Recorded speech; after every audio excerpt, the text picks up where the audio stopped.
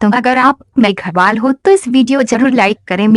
मेघवाल या मेघवार उर्दू लोग मुख्य रूप से उत्तर पश्चिम भारत में रहते हैं और कुछ आबादी पाकिस्तान में है। सन 2008 में उनकी कुल जनसंख्या अनुमानतः 28,07,000 थी, जिनमें से 27,60,000 भारत में रहते थे। इनमें से भी 6,59,000 मारवाड़ी, 6,63,000 हिंदी, 2,30,000 डोगरी, 1,75,000 पंजाबी और विभिन्न अन्य क्षेत्रीय भाषाएं बोलते हैं। एक अनुसूचित जाति के रूप में इनका पारंपरिक व्यवसाय बुनाई रहा है। अधिकांश हिंदू धर्म से हैं। ऋषि मेघ, कबीर, रामदेव जी और बंकर माता जी उनके प्रमुख आराध्य हैं। मेघवंश को राजऋषि वृत्र या मेघ ऋषि से उत्पन्न जाना जाता है। सिंधु सभ्यता के अवशेष मेघ ऋषि की मूर्ति मिली भी मेघों से मिलते हैं। हडप्पा, मोहनजोदड़ो, कालीबंगा, हनुमानगढ़, राखीगंगी, रोपंग, शक्कर सिंध, नौसारो बलूचिस्तान, मेघड़, मेहरगढ़ बलूचिस्तान आदि मेघ वंशजों के प्राचीन नगर हुआ करते थे। सिंध घाटी में मेघों की ही आधिक्य था। आर्यों के आगमन से मेघ अखंड भारत के अलग अलग भागों में बिछड़ चले गए। ये लोग बहुत शांत स्वभाव व प्रवृत्ति के थे। इनका मुख्य साधन ऊंट गांवना व बैल गांवना हुआ करता।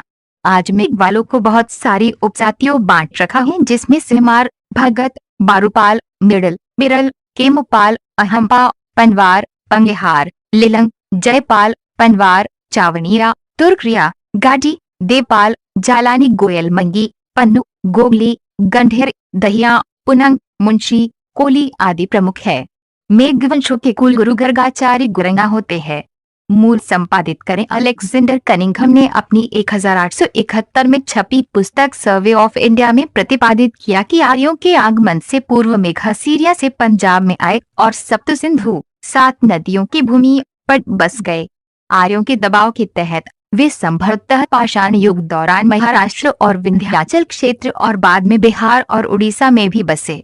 वे सिंधु घाटी सभ्यता से संबंधित हैं। वे एक संत ऋषि मेघ के वंशज होने का दावा करते हैं, जो अपनी प्रार्थना से बादलों, मेघों से बारिश ला सकता था। मेघवार शब्द संस्कृत शब्द मेघ से निकला है, जिसका अर्थ है बादल, और बारिश और वार का अर्थ है युद्ध, एक समूह, बेटा और बच्चे। संस्कृत वार, अतः मेघवाल और मेघवार शब्दशः एक लोग हैं जो मेघवंश के हैं। ये भी कहा जाता है कि मेघ जम्मू और कश्मीर के पर्वतीय क्षेत्रों में रहते थे, जहां बादलों की गतिविधि बहुत होती है। वहां रहने वाले लोगों को स्वाभाविक ही मेघ बादल नाम दे दिया गया। मिरासियों, पारंपरिक लोक कलाकार द्वारा सुनाई जाने वाली लोक कथाओं में मेघों को सूर्यवंश से जोड़ा जाता है, जिस वंश से भगवान राम हुए हैं। पौराणिक संकेत संपादित करें। भारतीय पौराणिक कथाओं में राजऋषि वृत्र धार्मिक प्रमुख था और वह सप्त सिंधु क्षेत्र का राजा भी था। समस्त भारत पर शासन करने वाले नागवंशियों का वह पूर्वज था।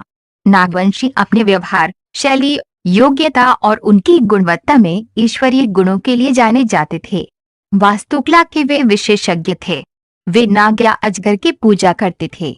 मेघ वालों को हिरण्यकश्यप, प्रहलाद, हिरण्याक्ष, विरोचन, राजा महाबली, मावेली, बाण आदि के साथ भी जोड़ा जाता है। ऐतिहासिक चिन्ह संपादित करें। मौर्य काल के दौरान मेघवंश के चैदी राजाओं ने कलिंग पर शासन किया। वे अपने नाम के साथ महामेघ वाहन जोड़ते थे और स्वयं को महामेघवंश का मानते थे। कलिंग के राजा खारवेल ने मगध के पुष्यमित्र को पराजित किया और दक्षिण भारतीय, वर्तमान में तमिलनाडु क्षेत्रों पर विजय पाई। कलिंग के राजा जैन धर्म का पालन करते थे। मौर्यों के पतन के बाद मेघवंश के राजाओं ने अपनी शक्ति और स्वतंत्रता पुनः प्राप्त कर ली। चेदी, वत्स, मत्स्य आदि शासकों को मेघ कहा जाता था। गुप्त वंश के उद्भव के समय कौशाम्बी एक स्वतंत्र राज्य था। इसका शासक मेघराज मेघवंश से था और बौद्ध धर्म का अनुयायी था। भौगोलिक वितरण जाति का दर्जा संपादित करें। कई कश्मीरी मुसलमान जो अविभाजित पंजाब और गुजरात राज्यों के मैदानों में आकर बसे और मेघों की भांति बुनकर थे, ब्राह्मणों के वंशज हैं। मेघों के रीत रिवाज ब्राह्मणों के रीत रिवाजों से मिलते हैं। मेघ शब्द इस समुदाय से जुड़े किसी विशेष कार्य का संकेत नहीं करता, जैसा कि कुछ अन्य समुदायों के मामले में होता था। राजस्थान मध्य प्रदेश, गुजरात आदि राज्यों में इन्हें अन्य पिछड़ी जातियों के रूप में वर्गीकृत किया गया है, अर्थात वे भारत की ऐसी जातियों में शामिल हैं जिन्हें भारतीय संविधान की अनुसूची में निर्दिष्ट किया गया और कुछ विशेष प्रबंध किए गए ताकि वे जातिगत पूर्वाग्रहों के कारण उत्पन्न प्रतिकूल प्रभावों से उबर सकें। हिंदू उनके साथ हिंदुओं के रूप में वैसा व्यवहार नहीं करते जैसा वे हिंदू दायरे के अन्य हिंदुओं के साथ